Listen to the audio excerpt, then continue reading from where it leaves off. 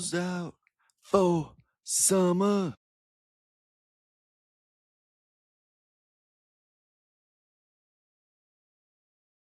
Thank you. So,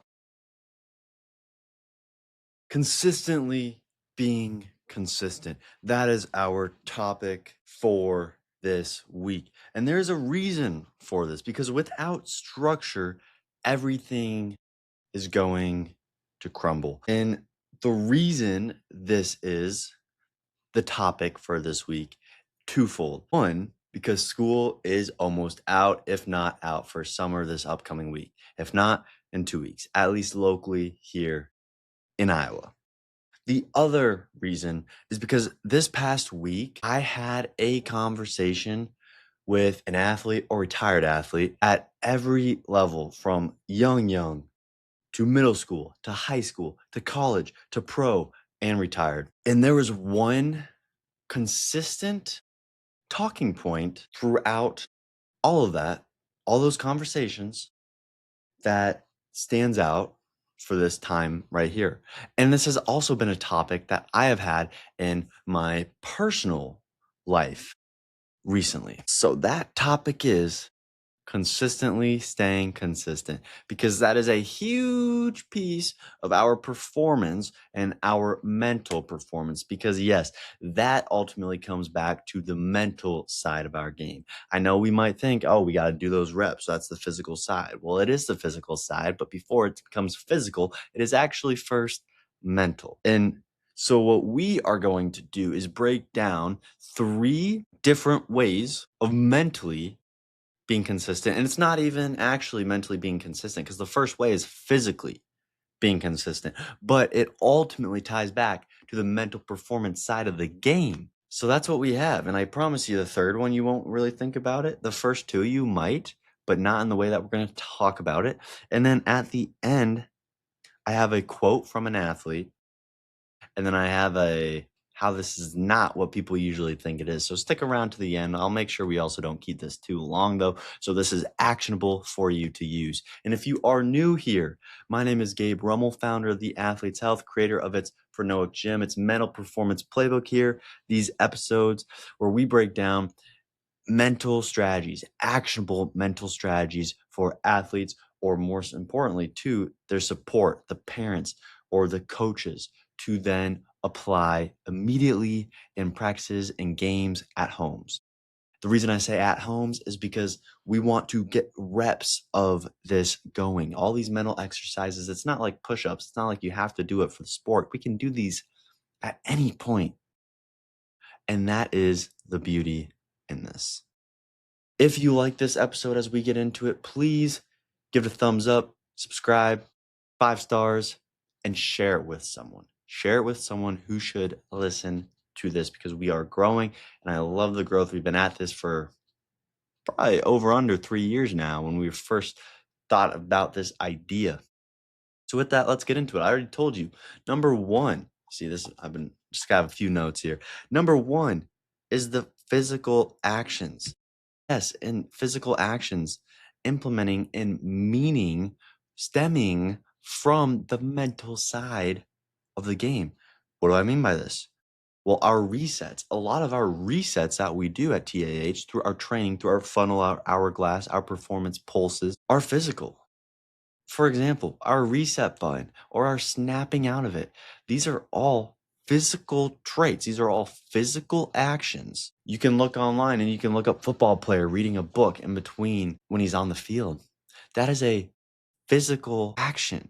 When you're walking out to the stadium or to the stands or to the field, to the mat, the court, that's a physical action. In the locker room, what we're doing, that's a physical action. These are all physical actions, but they're all part of our process and our training, our honing that funnel, the hourglass of our performance. So that's number 1, the physical actions. Number 2, though, are going to now be the mental actions. And what I mean by that, I mean like last episode, when we are catching those negative thoughts, those negative words, those negative self-talks, or maybe our pre-routine of what we're listening to, of what we're saying to ourselves, of what we are thinking, of the process that we have in our pre-routine.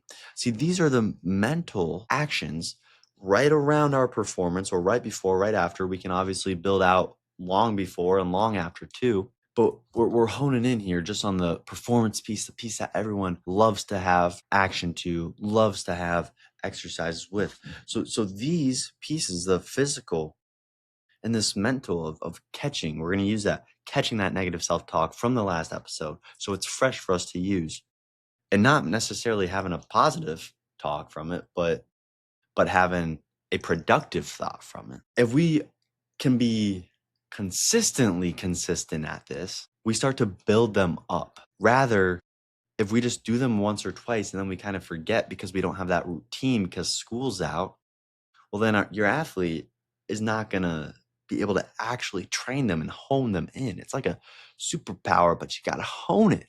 It's like lifting the bar, benching, but you got to hone it. You have the ability to get stronger. You can help your athlete get stronger, but we have to consistently do it, because that brings us into our third piece here, tying all of it together, the routines.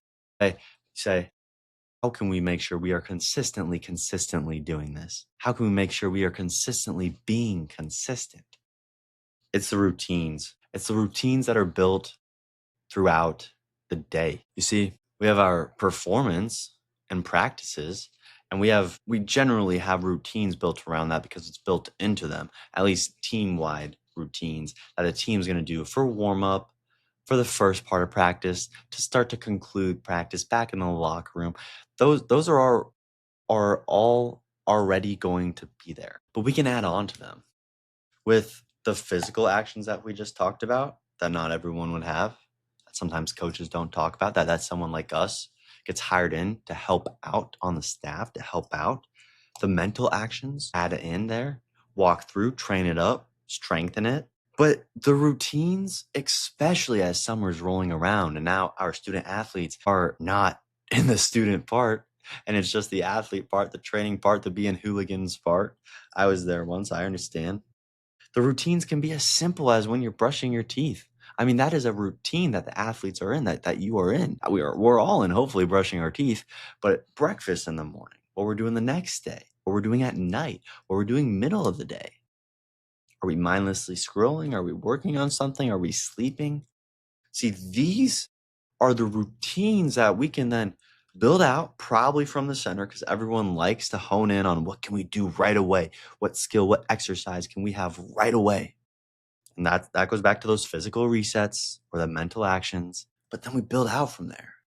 And when we can create those routines, that is when we start to be consistently consistent, even if school is out for the summer. See, the reason I had to sing to start this episode was because one of the last teams that we worked with, one of the girls wanted me to sing. So we had to give them a quick little Adele because that was one of our exercises. But I want to pull up this quote. I have it on my computer from an athlete earlier this week. And we were talking, one of our first sessions. And we said, it's about consistently training this, just like you do with your shot and your bench press. See, her favorite exercise in the gym was bench press. So that's why we used that. You can't stop after you do it once or twice. You have to do it over and over again to get better at it. But we have to build the pieces to make sure that we actually do it over and over again. Otherwise, we might do it for a day. We might do it for 3 days, maybe a week, maybe 2 weeks, maybe even 3 weeks, and feel like we're locked in. But ultimately, this consistently and being consistent is something that if we do not train it, poof, it's gone. It either walks away, or like I said in my email yesterday, it runs away. Especially the younger your athlete is, the quicker, as you know, that routine is going to be out the window. So hopefully after this, you can understand the importance and have maybe just one or two ideas of how to build out or pieces to add to the routine so we can use it and utilize it, especially this summer when now 7 hours gets turned into maybe 1 or 2, or wherever your athlete is being put. Now, 2 last pieces of here before we close up shop on this episode here today. One, if you want help doing this, if you want help with any of this, we would love to help support out in a initial free first mental training session.